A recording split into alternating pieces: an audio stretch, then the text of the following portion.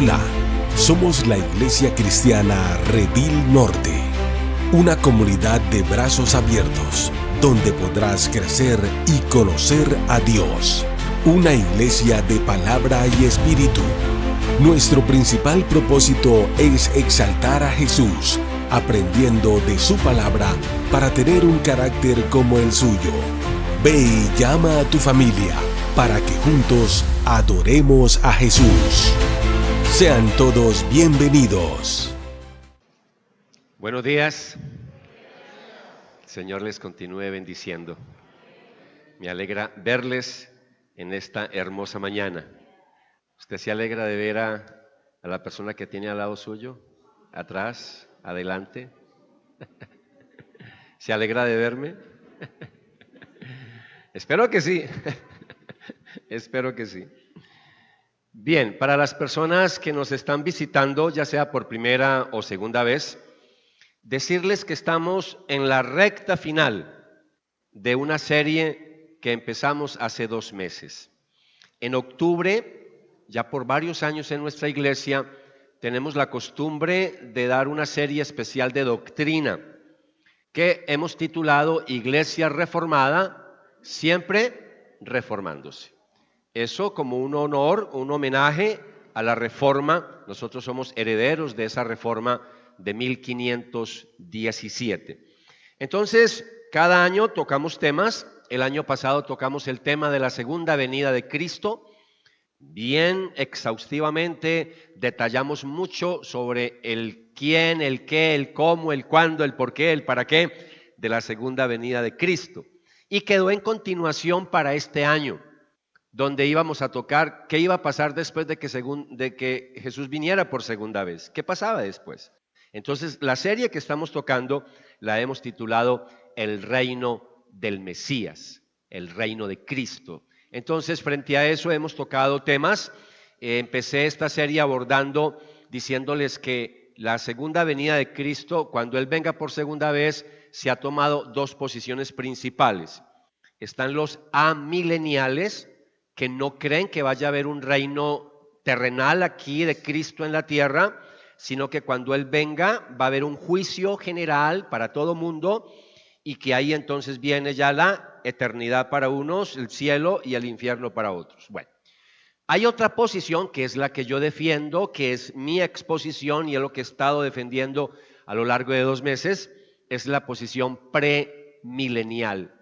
La posición premilenial es que creemos que cuando Cristo venga por segunda vez a la tierra, va a establecer un reino de 1000 años en esta tierra.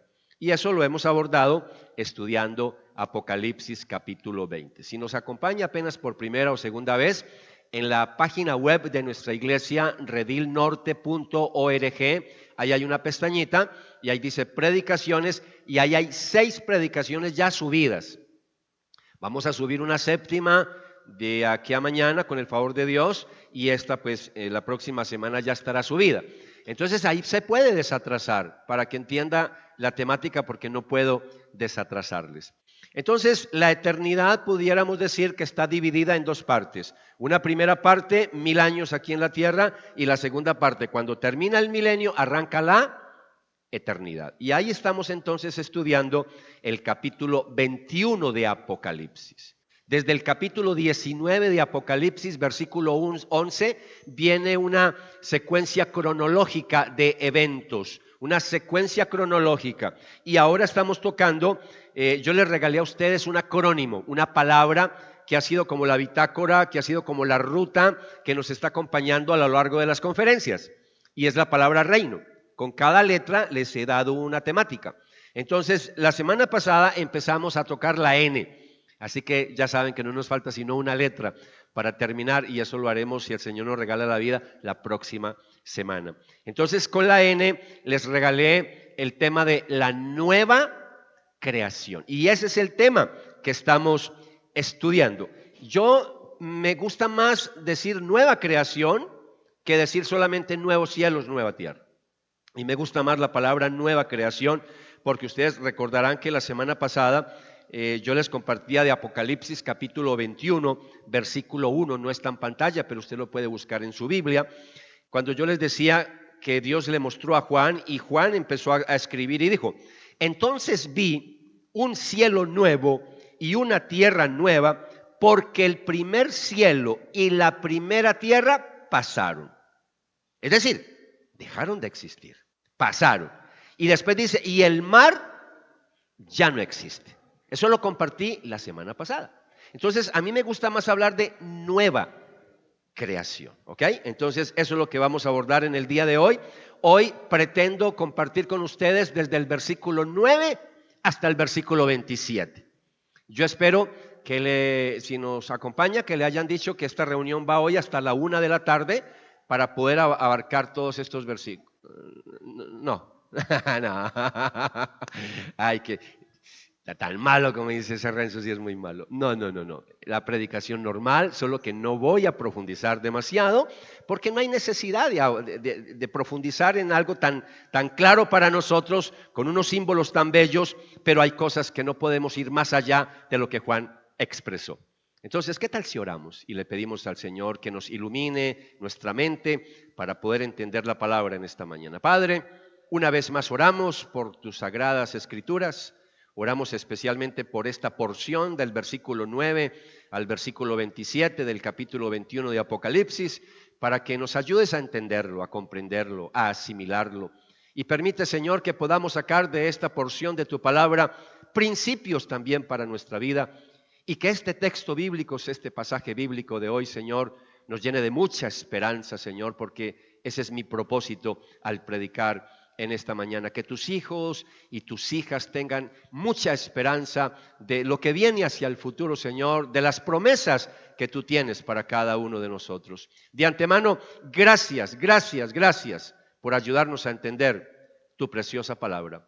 Oramos en el nombre de Jesús. Amén y amén. Yo tengo que empezar compartiendo con ustedes que en el capítulo 21, la semana pasada adelantamos un poquito y estuvimos hablando de la nueva Jerusalén.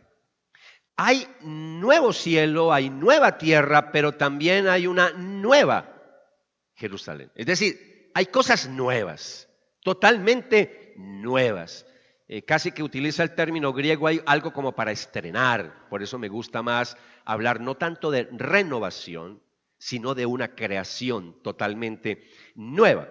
Entonces, cuando hablamos de la nueva Jerusalén, yo tengo que primero decirles a ustedes que el problema que tienen los amileniales, las personas que no creen en un milenio literal, es que todo esto lo toman de manera simbólica. Todo es simbólico y lo espiritualizan todo. Entonces no es literal. Entonces cuando ellos empiezan a leer que descendía del cielo una ciudad, ellos no lo toman de manera literal. Lo siguen tomando de manera espiritual. Y ese es el problema de los amileniales. Rompen con las reglas de hermenéutica, rompen con las reglas de exégesis, cuando los textos hay que interpretarlos de manera literal, a no ser que el contexto me diga que lo interprete de manera diferente. Entonces, para nosotros sí es una ciudad que viene del cielo, literal. Y de una vez me le adelanto, si no fuera literal, ¿cómo es posible que Dios le haya revelado tantos detalles de la ciudad a Juan si no fuera literal? Si fuera algo simbólico, simplemente hubiera sido una porción pequeña. No, se detalla para hablarnos de los cimientos, de las puertas, de las calles, de todo. Hay una cantidad de detalles, porque es literal. Ahora bien, una de las cosas es que Juan está viendo cosas que él nunca ha visto en la vida. Yo me imagino el pobre Juan viendo todo eso. Yo me imagino que ese hombre quedó mal viendo todo eso. Y yo cómo describo esto y cómo describo la belleza, porque él era deslumbrado. Y yo cómo escribo esto y cómo lo digo, porque estaba viendo cosas que nunca había visto. Y entonces Dios empieza a mostrarles. Entonces yo quiero decirles a ustedes, para los que todavía de pronto usted todavía sigue ahí como, ay, yo como que todavía sigo siendo amilenial. Entonces mi propósito es, claro, mostrarle que la posición bíblica, más bíblica, es la premilenial. Claro, esa es mi posición. Pero como esta no es una doctrina esencial, si usted sigue siendo amilenial Y si usted sigue diciendo que esto es simbólico, seguirá siendo mi hermano y seguirá siendo bienvenido a nuestra iglesia, porque no es una doctrina esencial. Si creemos en esto no nos va a salvar. ¿Estamos? Si usted no cree que viene una ciudad, listo, no lo crea. Pero yo lo seguiré predicando y esa será parte de doctrina de nuestra iglesia. Así que cuando nos pregunten de aquí en adelante, ¿cuál es la posición que tiene esta iglesia frente al milenio? ¿Cuál es la posición que tiene esta iglesia frente a la segunda venida de Cristo? Ya usted y yo sabemos responder. Y vamos a decir, somos premilenialistas históricos, no dispensacionalistas. Y el que llega por primera vez dice, ¿qué trabalenguas es ese? Escúchese las predicaciones, que ahí está explicado todo esto. Bueno, yo pretendo hoy mostrarles que cuando Juan habla de una ciudad que viene del cielo, eso no era nuevo. Eso ya estaba enseñado en la Biblia. Es más, los apóstoles le enseñaban eso a sus iglesias. El problema es que usted y yo estamos en mucha ignorancia frente a estos temas, porque en las iglesias del día de hoy no se habla de estos temas. Entonces hay una ignorancia, desconocimiento de. Las iglesias no saben de este tema. Pero la iglesia primitiva sabía de la ciudad que venía del cielo. Y a mí que me encanta las películas de ciencia ficción, hay una ciudad futura que viene del cielo para la tierra. Y eso es lo que les voy a mostrar. Entonces, solamente les voy a mostrar una cartica, la cartica de Hebreos, que le pido a mi Señor que me dé licencia y vida para predicarles toda la carta de Hebreos, que es una carta fascinante, pero es una de las cartas más difíciles de predicar de todo el Nuevo Testamento. Hebreos capítulo 11, versículo 10. En algún momento el autor de los Hebreos, que yo personalmente creo que es el apóstol Pablo, pero no hay seguridad, pero yo creo que es Pablo. Entonces, en Hebreos capítulo 11, versículo 10, mire lo que dice el autor de los Hebreos. Abraham esperaba con confianza una ciudad de cimientos eternos. Una ciudad, ¿qué dice? Desde el Antiguo Testamento. Desde el Antiguo Testamento se hablaba de una ciudad eterna, de una ciudad, ojo, dice literalmente ciudad construida por Dios. Cuando uno avanza en el capítulo 11, va al versículo 16 y nos queda todavía mucho más claro cuando el autor nos dice, pero en realidad anhelan una patria mejor, es decir, la celestial, por lo cual Dios no se avergüenza de ser llamado Dios de ellos, pues ¿qué? ¿Qué dice? Pues les ha preparado una ciudad. Note, les ha preparado una ciudad. Entonces, esta ciudad celestial es descrita como el destino final de los redimidos, de las personas salvas. Y cuando se dice acá el monte Sión y la Jerusalén celestial, está refiriéndose también a las promesas que hay para el pueblo de Israel. Y aquí quiero de una vez decirles a ustedes en esta mañana que el problema de los amileniales es que tampoco hacen diferencia entre la iglesia e Israel. Para ellos la iglesia es el Israel espiritual. Entonces ya no hay promesas que se cumplan para Israel, porque ya están cumplidas en la iglesia. Y resulta que aunque ahora en Cristo se fusiona todo, claro que sí, pero hay promesas para los judíos que todavía no se han cumplido y Dios les prometió que se van a cumplir. Y una de ellas es la ciudad eterna que viene del cielo. Por eso en el capítulo 12, en el versículo 22, el autor sigue diciendo, por el contrario, ustedes se han acercado, y aquí el autor de los Hebreos le está hablando a judíos, porque la carta a los Hebreos es dirigida a judíos cristianos.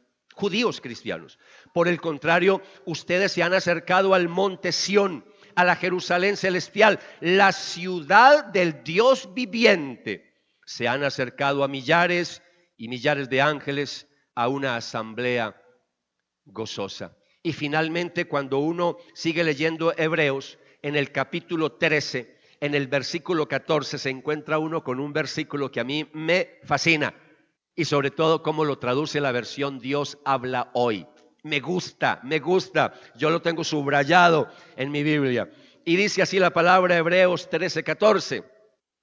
Pues en este mundo no tenemos una ciudad que permanezca para siempre, sino que vamos en busca de una ciudad futura.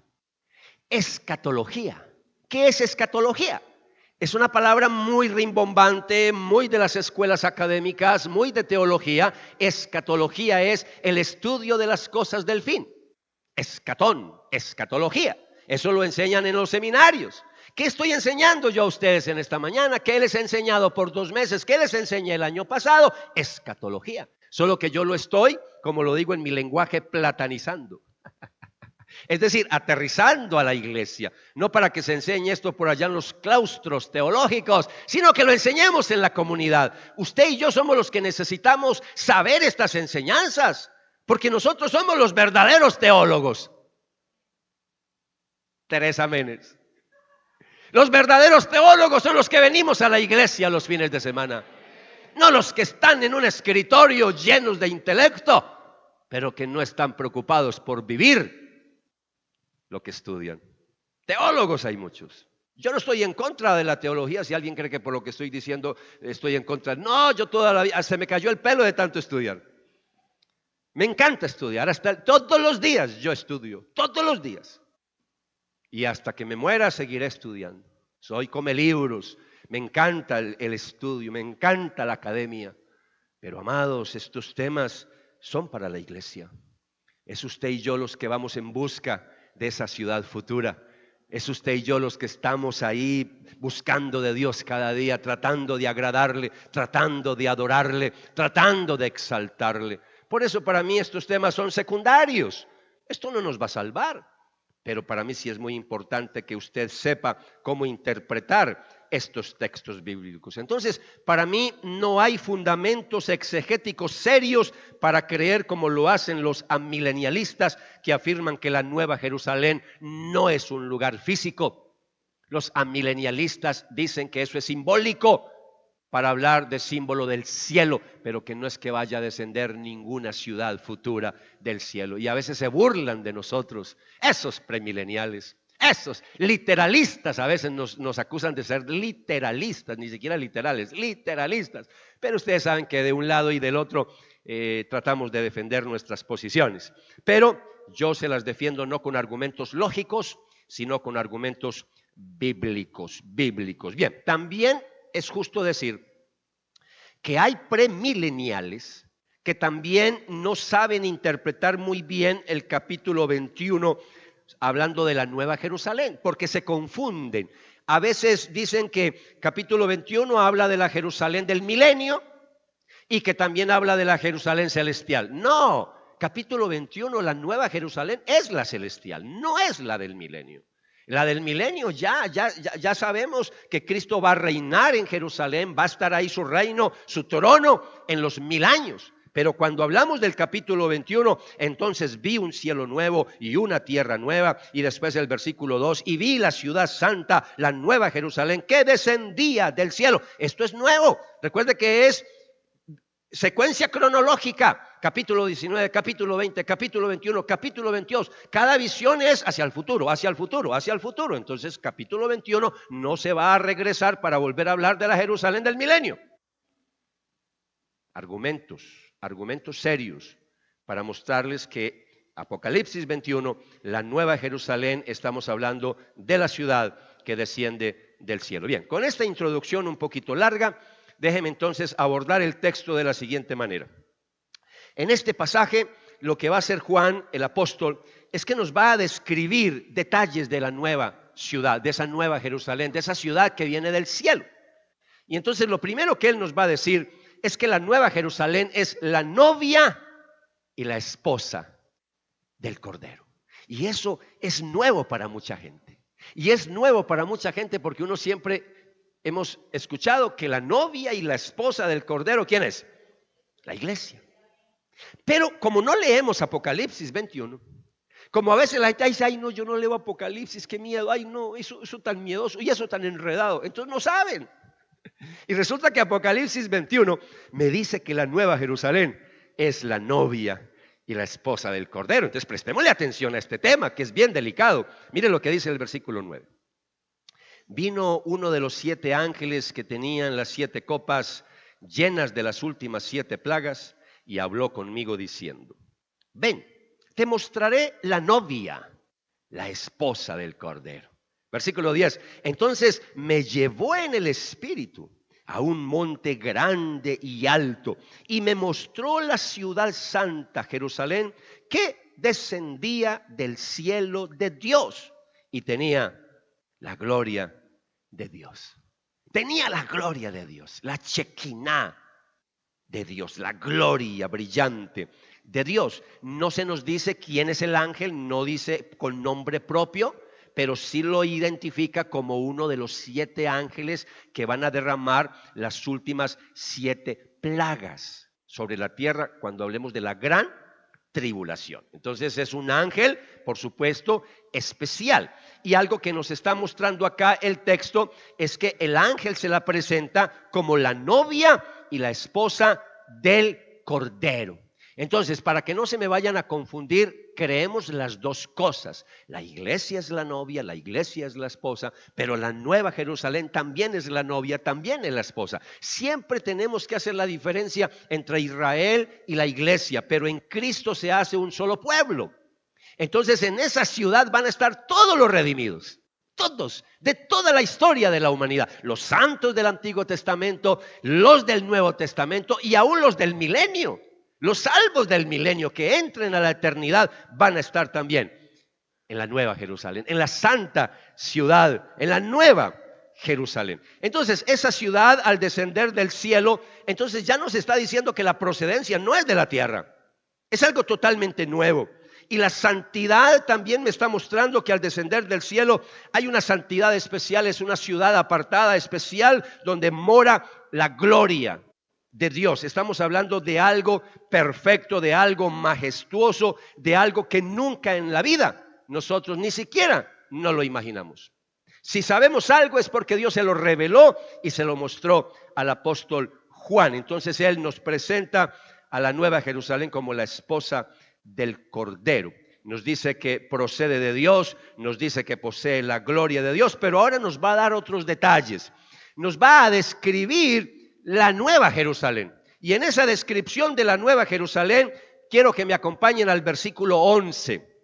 En el versículo 11 se nos va a hablar del fulgor de la ciudad. Fulgor, una palabra que casi no usamos en el día de hoy, pero es una palabra que usa las versiones antiguas, como la Nueva Biblia de las Américas. El versículo 11 dice: su fulgor era semejante al de una piedra muy preciosa, como una piedra de jaspe cristalino. Cuando hablamos de fulgor, estamos hablando de algo donde se concentra la luz y después de que se concentra la luz, irradia luz para toda parte. Eso es fulgor. Solamente que uno casi no maneja esa palabra en el día de hoy. Entonces estamos hablando de una ciudad donde va a irradiar gloria, luz, brillantez por todos lados. Porque ahí está la gloria de Dios. Por eso el Antiguo Testamento habla también de esa eternidad y nos muestra que cuando esté Dios presente aquí en la tierra con nosotros, en esos nuevos cielos, en esa nueva tierra, va a haber una gloria, va a haber una luz especial. Y mire lo que dice Isaías capítulo 60, versículo 3, solamente para mostrarles que el Antiguo Testamento está lleno de profecías, hablando de ese estado eterno maravilloso. Isaías 63 dice: y acudirán las naciones a tu luz y los reyes al resplandor de tu amanecer, porque es una ciudad llena de fulgor. Entonces, la gloria de Dios es la característica central que iluminará no solo la ciudad, sino el universo entero, porque eso es lo que nos muestra detalles de esa eternidad. Entonces, después de hablarnos del fulgor de la ciudad, ahora nos va a hablar de los muros y las puertas de la ciudad, versículos 12 y versículos 13. Acompáñeme, dice: tenía un muro grande y alto, ¿con cuántas puertas? 12 puertas. Y en las puertas había 12 ¿qué? Ángeles. Y en las puertas estaban escritos los nombres ¿de quién? De las 12 tribus de los hijos de Israel. Si nota, promesa para Israel. Son los nombres de las 12 tribus de Israel, literal. Esa no es la iglesia. Estamos hablando de Israel. Versículo 13. Había 3 puertas al este, 3 puertas al norte, 3 puertas al sur y 3 puertas al oeste. Entonces, no voy a entrar aquí en muchos detalles, solamente para decirles que estamos hablando de algo totalmente majestuoso, un muro grande, alto. Ahorita nos van a dar un poquito sobre las medidas, nos va a hablar Juan más adelante, pero quiero mostrarles el versículo 14. En el versículo 14 nos va a hablar de los cimientos de la ciudad. Si a usted le gusta la construcción, vaya viendo los detalles. Dice que el muro de la ciudad tenía ¿cuántos cimientos? 12. Y en ellos estaban los 12 nombres ¿de quién? ¿De las 12 tribus de Israel? No, de los 12 apóstoles. Israel, iglesia. Ahí están los representantes de todos los redimidos de la historia de la humanidad. Por eso en la Nueva Jerusalén, en la ciudad que desciende del cielo, ese es el cielo. Ahí estaremos con Dios por toda la eternidad. ¿Quiénes? Los del Antiguo Testamento, los salvos del Antiguo Testamento y los salvos del Nuevo Testamento. Israel y la iglesia. Entonces no se confunda, porque ahí es donde los amileniales tienen problemas. Ellos no entienden esa parte así como yo lo estoy diciendo. Entonces los 12 cimientos de la muralla llevan los nombres de los 12 apóstoles. Y recuerde que Dios, hablando de Cristo, le dio promesa a los apóstoles que ellos iban a tener un puesto especial cuando Él viniera en su reino. Y ese puesto especial, imagínense el homenaje que se le da, el reconocimiento que se le da a los 12 apóstoles, es que ellos dieron la vida también por el evangelio. A excepción de Juan, que dice la tradición, que murió ancianito, pero también sufrió mucho, fue perseguido. De hecho, Juan, cuando escribe Apocalipsis, está siendo exiliado por predicar el evangelio. Es exiliado. Está en la isla de Patmos, sufriendo. Y allá Dios le revela, allá Dios le muestra todo lo que tiene que ver con el fin del mundo. Entonces, hablando de este tema, esto muestra para mí la continuidad, la unidad del plan redentor de Dios que abarca tanto al pueblo de Israel como a la iglesia, ¿ok? Entonces, vamos a ir con más detalles, ¿ok? Hay detalles que se dan de la Nueva Jerusalén y ahora nos van a hablar de las dimensiones de la ciudad. Y aquí es donde no podemos ser dogmáticos. En esas dimensiones de la ciudad no vamos a ser dogmáticos, pero yo sí les voy a decir que Dios fue muy exacto en mostrarle a Juan las medidas de la ciudad. Que usted y yo no las entendamos es otra cosa. Pero que Dios le mostró las medidas, se las mostró, literales. Y mire lo que dice versículos 15 al 17. El que hablaba conmigo tenía una vara de guayaba, de mango. Todo en esa ciudad es majestuoso. Todo es de oro. En esa ciudad todo es de perlas. Todo son piedras brillantes. Eso es una cosa maravillosa. Empezando hasta por la vara para medir. Tenía una vara de medir de oro para medir la ciudad, sus puertas y su muro. La ciudad está asentada en forma de ¿qué? En forma de cuadro, y su longitud es igual que su anchura. Y midió la ciudad con la vara. ¿Cuánto midió? 12,000 estadios. Estadios es una medida antigua que al traducirla al día de hoy, versiones como la Nueva Biblia de las Américas le coloca 2,160 kilómetros. La mayoría de los estudiosos de Apocalipsis le ponen 2,200 para redondearlo, ¿vale? No vamos a pelear por unos metros. Entonces yo lo voy a dejar con 2,200 para hablar de algo genérico. Su longitud, anchura y altura son iguales. Entonces hay que multiplicar eso. Metros cuadrados. ¡Buah! Y eso cuando lo multiplica por metros cuadrados, ¡guau! Eso se va a una cosa que a usted se le sale de su imaginación. Después dice versículo 17, midió su muro. ¿Cuánto midió el muro? El muro, solo el muro. 144 codos. Otra medida antigua que se medía por codos, pero al día de hoy serían, así lo traduce Nueva Biblia de las Américas, 64,8 metros. ¿Se imagina 64.8 metros, hablando de una medida de un muro. Estamos hablando de un muro gigante. Entonces, quiero decirles algo, los estudiosos de este tema, los estudiosos que se han metido a escarbar aquí las medidas, hay dos posiciones. Hay una posición que dice que la ciudad, según todas estas medidas, tiene una apariencia cúbica, es como un cubo. Pero también hay otros estudiosos que, mirando las medidas, sobre todo mirando un poco lo de la altura, llegan a la conclusión que tiene forma piramidal, como una pirámide. No sabemos. Si usted me pregunta a mí me vale, y utilizo aquí gastronomía, un pepino, un rábano.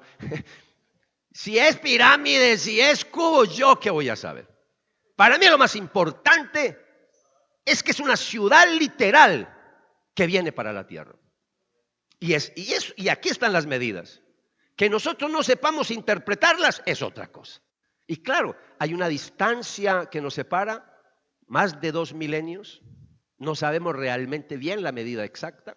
No sabemos exactamente qué es lo que nos está diciendo Juan, pero sí nos habló de medidas. Lo que sí le puedo decir es que es una ciudad demasiado grande. Es más, yo personalmente me puse a hacer cálculos. Y yo dije, esa ciudad más o menos, y a mí me gusta ser conservador.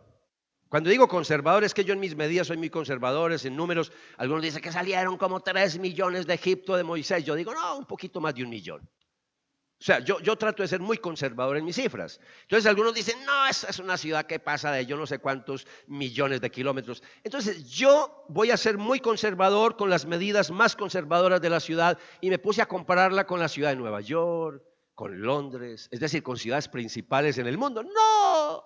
Se queda lejos, lejos, no hay con qué comparar, no hay ninguna ciudad en el planeta. Hay que compararlo es con países, porque es tan grande la ciudad que hay que compararla, es con países. Y entonces hice la conversión y me puse a mirar y es más o menos 4 veces Colombia, la Nueva Jerusalén. Iglesia, mire, a veces nosotros, esto lo decía yo cuando di la serie de Jonás. ¿Se acuerdan de la serie de Jonás? Cómo la disfrutamos, ¿cierto? Y yo les decía a ustedes, hay gente que cree más en Aquaman que en Jonás. Les cuesta creer que Dios mandó un pez para que se tragara a Jonás. Les cuesta creer eso, pero sí creen en Aquaman. Qué cosa tan curiosa, ¿no? Y hay gente que cree en las películas de ciencia ficción y no tienen ningún problema en creer que viene otros habitantes y viene una nave interplanetaria inmensa para esta tierra y no tienen problema con creer con eso. Pero cuando le dicen que viene una ciudad de lo alto del cielo, sí tienen problemas para decir, no, eso es una fantasía. Ustedes están locos. Amados, si la Biblia lo dice, nosotros lo creemos. Todo lo que se dijo de la primera venida de Jesús se cumplió. Todo. ¿Por qué no se va a cumplir todo lo que dice de la segunda venida del Señor? De la primera venida de Cristo se dijo que iba a entrar a Jerusalén montado en un burrito. ¿Se cumplió o no se cumplió? Literal entró en un burrito.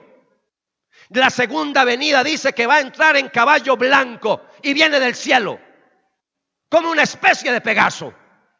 ¿Por qué no lo voy a creer? Yo también lo creo, porque la Biblia lo dice. ¿Por qué espiritualizar la Biblia con cosas cuando yo no las entiendo? No, si dice que es una ciudad, es una ciudad. Gigante, gigante. Ahora Juan nos va a hablar de los materiales de la Nueva Jerusalén. Y cuando entra a hablar de los materiales, ahí es donde yo entiendo al pobre Juan. Eso no existía para él, pero él trató de explicarlo de su mejor manera. Los materiales los encontramos descritos en el versículo 18 en adelante, porque nos va a hablar del muro y la ciudad, cómo está construida. Y dice el versículo 18, el material del muro era ¿de qué? De jaspe. Oiga, un muro de jaspe. Oh, amados, el jaspe es una cosa hermosa, es una piedra preciosa verde, la cosa más linda de la vida, el jaspe. Entonces, cuando dice el jaspe, dice, y la ciudad era de oro semejante al cristal puro. No es cualquier oro, es un oro que usted y yo no conocemos. Usted escasamente y yo conocemos distintas clases de oro, ¿sí o no? Que de 14, que de 18, que de 24. De pronto hasta conocemos el oro blanco, que es más caro, que y oro rosado, que también es, y hasta golf.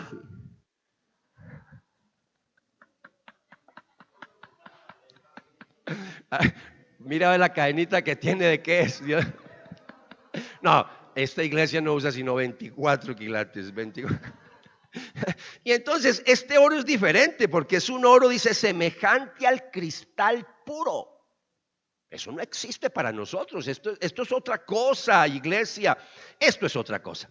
Entonces, Juan describe el muro y cuando hablamos aquí, mis amados, el término griego que usa él para estos términos implica que hay un diseño cuidadosamente, meticulosamente elaborado. Es una ciudad que es construida por Dios mismo.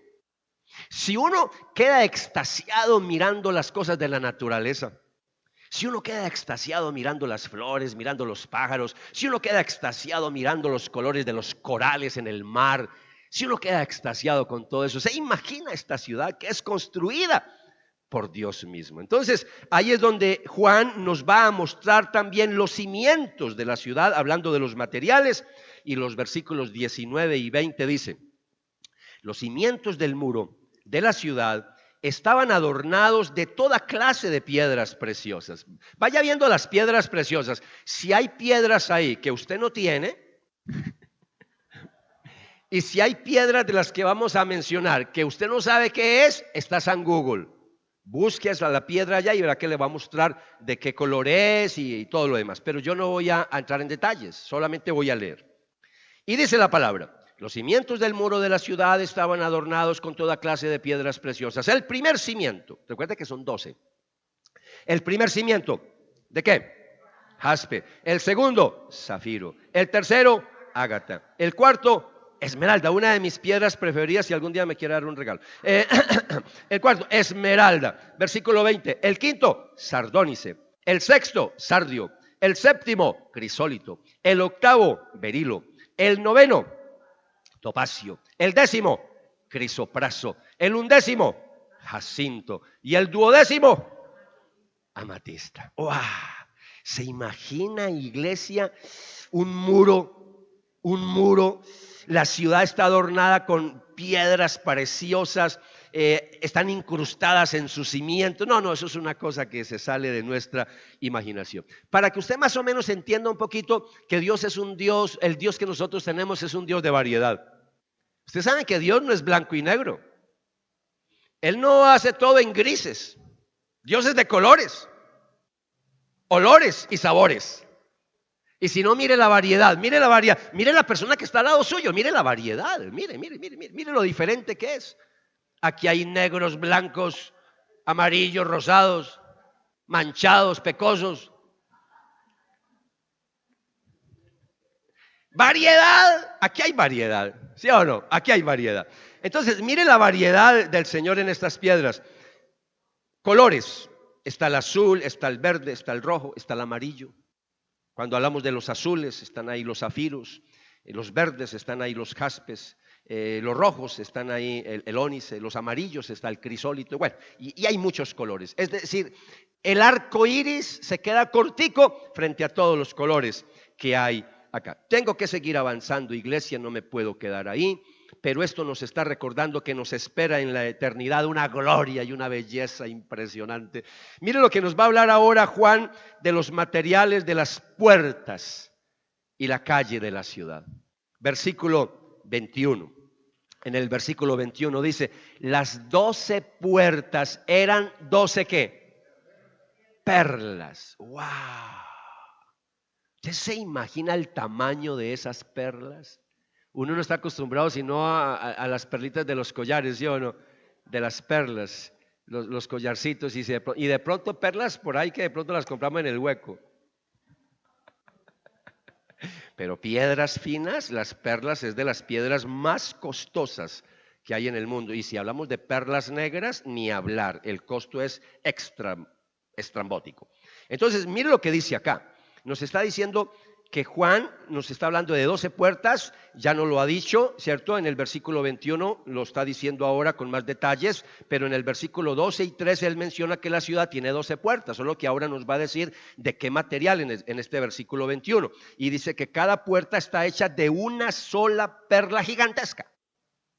Eso es lo que yo quiero que usted vea, que estamos hablando de una nueva creación. Todo aquí es nuevo, piedras nuevas. Solamente que tenemos algunos puntos de comparación con lo que tenemos en esta tierra. Entonces, considerando más o menos el muro de la ciudad, mide aproximadamente 65 metros de altura, para que más o menos entienda por qué algunos piensan más en una pirámide que en un cubo. Pero bueno, eso se lo dejo a usted para que siga escarbando. Entonces, esta descripción para mí destaca tanto la majestad como la perfección divina en el diseño de Dios para esta ciudad. Pudiera hablarle mucho sobre las perlas, pero eso lo dejaremos para otra oportunidad. Voy a avanzar con ustedes en cuarto lugar. Cuando Juan describe a la Nueva Jerusalén, nos va a hablar de características especiales de esta ciudad. Ahora ya no va a entrar en detalles en los materiales. Ahora nos va a hablar de algunas características especiales, y el versículo 22, mire lo que dice la palabra del Señor. No vi en ella, ¿qué no vio? Templo. No hay templos. No vi en ella templo alguno, porque su templo era el Señor, el Dios Todopoderoso y el Cordero. Recuerde que aquí hay promesa para el pueblo de Israel, y el pueblo de Israel, el templo juega un papel muy importante. Aún en el milenio, ahí va a haber un templo en Jerusalén, y ahí estará Cristo reinando y gobernando en ese milenio. Entonces, por eso el énfasis de Juan ahora es que en esta nueva creación no hay templo alguno. ¿Por qué no hay? Porque su templo es el Señor Dios Todopoderoso, hablando del Padre Celestial, y el Cordero, hablando del Hijo de Dios. O sea, se sigue hablando de las personas de la Trinidad. Ese es un misterio. ¿Cómo los vamos a ver? Dios no es sino uno solo. ¿Cómo los vamos a ver allá? ¿Los vamos a ver a los tres? Yo no lo sé. Pero la palabra de Dios me sigue hablando de la Trinidad, y me dice del Padre, el Todopoderoso, y me habla del Cordero, hablando del Hijo de Dios. Entonces, una de las características para mí más sorprendentes de la Nueva Jerusalén es la ausencia de un templo físico. Pero no solamente eso. Yo quiero que usted vea el versículo 23, que aquí hay otra característica que Juan nos va a decir. Dice que la ciudad no tiene necesidad de sol ni de luna que la iluminen. Recuerde que la tierra pasó, el cielo pasó, el mar dejó de existir. Estamos en una nueva creación. Ya no necesitamos el satélite de la luna. Ya no hay sol. Es que esto es nuevo. Todo fue destruido. Entiéndame, esto es totalmente nuevo. Entonces, por eso dice la palabra que la ciudad no tiene necesidad de sol. No hay sol ni de luna que la ilumine, porque la gloria de Dios la ilumina. Es la misma presencia de Dios el que creó todo el universo. El fulgor de la ciudad es porque Dios está ahí en medio de esa ciudad. No alcanzamos a entender, iglesia, pero esto a mí me expande mi mente y trato de imaginarme todo este esplendor, todo lo que hay acá en esta ciudad. Dice, porque la gloria de Dios la ilumina, y el Cordero es su lumbrera. Es como si el Cordero, el Hijo de Dios, Jesucristo, fuera el sol. El sol, de hecho, también es un nombre que se le da a Jesucristo en la Biblia. Entonces, la Shekinah, que es la gloria, la manifestación gloriosa de la presencia de Dios, va a suplir toda necesidad de iluminación en esta ciudad. Ya no hay la luz del sol, ya no hay la luz de la luna, ya eso ya no existe, ¿ok? Y mire otro detalle que nos va a hablar también acá el apóstol Juan. Versículos 24 al 26 nos va a hablar de una tercera característica, y dice que las naciones andarán a su luz, y los reyes de la tierra traerán a ella su gloria. Recuerden ahora cuando leímos Isaías 60. Y después dice versículo 25, sus puertas nunca se cerrarán de día, pues allí no habrá noche, y traerán a ella la gloria y el honor de las naciones. Déjenme darles algunos detalles. Aquí Juan no nos dice quién son esas naciones redimidas, quiénes son esos líderes que van a traer gloria y honor a la ciudad. ¿Por qué no lo dice? Porque ya él lo ha mencionado anteriormente. Anteriormente habla de un milenio, nos ha hablado de naciones y nos ha dicho que al final del milenio una porción se va a revelar, el diablo los va a engañar, pero va a haber otros que no. Entonces van a haber naciones que no fueron engañadas, van a haber naciones que no le copiaron al diablo. Esas son las que entran a la eternidad. Y ahí es donde podemos entender que esas son las naciones redimidas, sus líderes, sus reyes, que van a traer honra y honor y gloria a esa ciudad, llevando presentes precisamente a Dios y a Cristo que está en ese lugar majestuoso de la ciudad. Entonces, quiero mostrarles que aquí hay un detalle interesante que ya lo leí, pero yo quiero resaltarlo. Y dice en el versículo 25 que las puertas de la ciudad siempre estarán abiertas. Siempre estarán abiertas. Y después dice otro detallito y dice que en segundo lugar, en esa ciudad no habrá noche.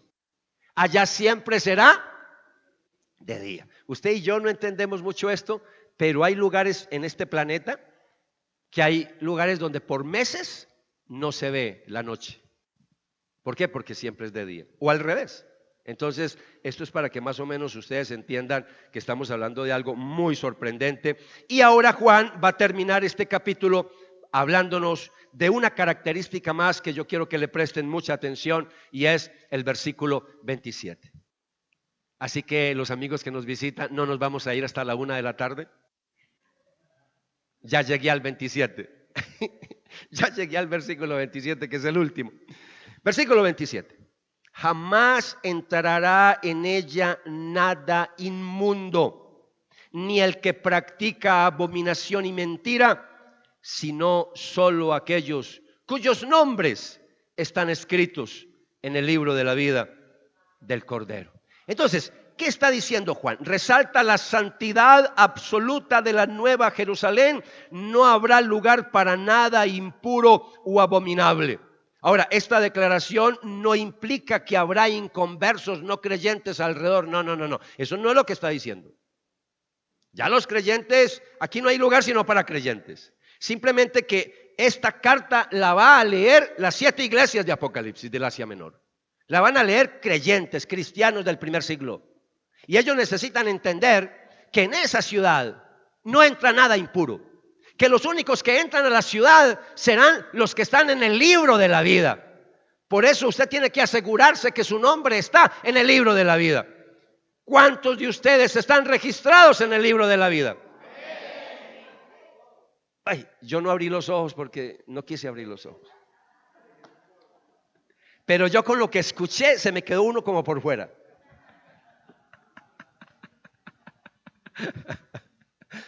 ¿Quién será? Yo no sé. Libro de la vida. Son los únicos que vamos a entrar a la Nueva Jerusalén. Por eso quiero terminar con una aplicación devocional para ustedes en esta mañana. Y quiero recordarles las palabras de Jesús cuando estuvo aquí en la tierra y cuando empezó a preparar a sus discípulos para decirles que a él lo iban a matar, que él tenía que irse, porque algunos de ellos estaban esperando que se cumplieran las profecías del Mesías y de los nuevos cielos y de la nueva tierra en la primera venida de Cristo. Y Cristo dijo: no, a mí me van a matar, pero yo voy a resucitar y después voy a volver. Y después voy a volver. Por eso nosotros hablamos desde la segunda venida. Para los judíos que no creen en Cristo, cuando vean venir a Cristo, la Biblia dice que va a haber un lloro y un lamento del pueblo judío, porque van a reconocer y se van a dar cuenta que ellos mataron al Mesías, porque lo van a ver venir, porque lo van a identificar como Jesucristo. Entonces, lo que les voy a mostrar es las palabras de Jesús, que ahora, leyéndolas, a usted le va a quedar mucho más clara, habiendo entendido todo lo que les compartí en esta mañana. Juan capítulo 14, versículos 2 y 3, dice la palabra del Señor. En la casa de mi Padre, mire, el cielo es un lugar. El cielo es un lugar, no un estado. Ya lo dije en semanas anteriores. Mire, un lugar, en la casa, es una casa. pero ya sabemos que esta casa es una ciudad gigante. En la casa de mi Padre hay ¿qué? Muchos lugares donde vivir. Si no fuera así, yo no les hubiera dicho que voy a prepararles un lugar. Y después de irme y de prepararles un lugar, vendré otra vez para llevarlos conmigo, para que ustedes estén en el mismo lugar en donde yo voy a estar. Tiene más sentido para nosotros leyendo este pasaje, habiendo entendido Apocalipsis capítulo 21. Vamos a tener un lugar, ya lo tenemos asegurado en la ciudad celestial, en la Nueva Jerusalén. Yo molestaba en estos días, si usted no estuvo, me lo va a volver a escuchar por segunda vez, pero cuando el Señor no me había regalado la casita que tenemos ahora, sencillamente me preguntaban: Renzo, ¿usted tiene casa? Yo sí, yo tengo casa. ¿Y cómo es? Amoblada, mejor dicho, eso es la cosa más hermosa, es de las mejores casas que hay. Y entonces decía, es muy chicanero. Y entonces yo les decía, y después en broma les decía, en el cielo tengo una casa. Y les citaba Juan capítulo 14. ¿Por qué? Porque tenemos una vivienda. Tenemos un lugar asegurado en la ciudad celestial. Todavía hay como 10 apenas convencidos. Tenemos un lugar en la ciudad celestial, tú y yo. Claro que sí. Y esa es nuestra esperanza. Por eso, iglesia, estos temas nos tienen que llevar a buscar más del Señor y a adorarlo y a exaltarlo y a trabajar para su obra, porque la salvación es un regalo. A nosotros nos dieron un regalo. Usted y yo no nos ganamos la salvación, fue un regalo, pero en gratitud a ese regalo, ahora ¿qué tenemos que hacer? Adorarlo, exaltarlo, vivir para su honra, vivir para su gloria, servirle, ayudar a Cristo a extender su reino aquí en la tierra. Porque hasta que la última persona no reciba el evangelio, Cristo no vendrá por segunda vez. Y cuando este evangelio sea predicado a todo el mundo, entonces ahí sí vendrá el fin. Todavía hay personas que no han escuchado el evangelio de Cristo. Y por eso tú y yo tenemos que seguir en esta tarea. Sí, este es el año de la evangelización. Sí, iglesia, pero todos los años son el año de la evangelización. Porque ese es el gran mandato y la gran comisión que Dios nos dejó. Vayan y hagan discípulos a todas las naciones. Vayan y prediquen el evangelio a toda criatura.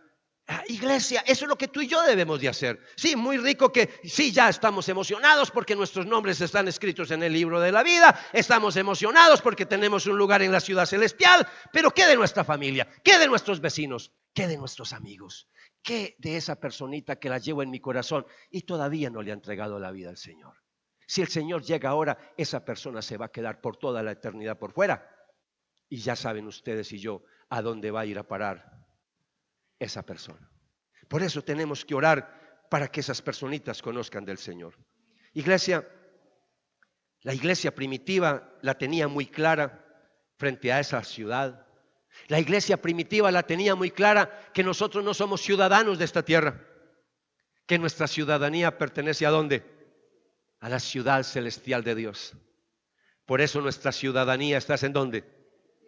Es en el cielo. Mire lo que dice Filipenses capítulo 3, versículo 20, cuando Pablo le decía a la iglesia de Filipos: en cambio, nosotros somos ciudadanos del cielo, donde vive el Señor Jesucristo, y esperamos con mucho anhelo que Él regrese como nuestro Salvador. Todo el Nuevo Testamento a mí me habla de la segunda venida del Señor. Lastimosamente en muchas iglesias como la iglesia católica no se enseña la segunda venida de Cristo casi. Escasamente lo recordamos cuando recitamos el credo: y vendrá por segunda vez a juzgar a vivos y a muertos, y hasta ahí nomás, no sabemos más nada. Y peor, iglesias evangélicas que predican la palabra del Señor casi no saben de la segunda venida del Señor. Amados, querida iglesia, en esta mañana, que nosotros seamos como los filipenses, que nosotros seamos como esta iglesia, que recordemos que nuestra ciudadanía está en los cielos, y que esto nos produzca a nosotros un profundo gozo, y que esperemos el regreso de nuestro Salvador con ansias, con alegría, que todos los días estemos esperando la venida del Señor. Que seamos como esas 5 vírgenes sensatas y sabias que esperaban la venida del Señor. Y mientras aguardamos la venida de Jesucristo por segunda vez, no perdamos de vista la meta eterna que nos espera: estar con Cristo en toda su gloria y en todo su esplendor. Señor, gracias en esta mañana. Una mañana que nos has permitido profundizar, Señor, en un tema tan majestuoso, en un tema tan maravilloso como es el tema de la nueva Jerusalén, la ciudad celestial de Dios que viene descendiendo para la tierra. Señor, llegará un día en que tú vendrás por segunda vez con todos tus ángeles y vas a venir a la tierra a establecer un reino milenial, y vamos a reinar contigo en ese milenio. Pero también llegará un momento después del milenio que vendrá la gloria y la eternidad, Señor, y estaremos contigo por los siglos de los siglos. Iglesia, adoremos y exaltemos al Señor y recordemos la ciudad celestial que desciende de lo alto.